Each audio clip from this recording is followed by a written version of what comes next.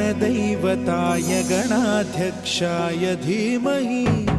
गुणशरीराय गुणमण्डिताय गुणेशानाय धीमहि गुणातीताय गुणाधीशाय गुणप्रविष्टाय धीमहि एकदन्ताय वक्रतुण्डाय गौरीतनयाय धीमहि गजेशानाय भालचन्द्राय श्रीगणेशाय धीमहि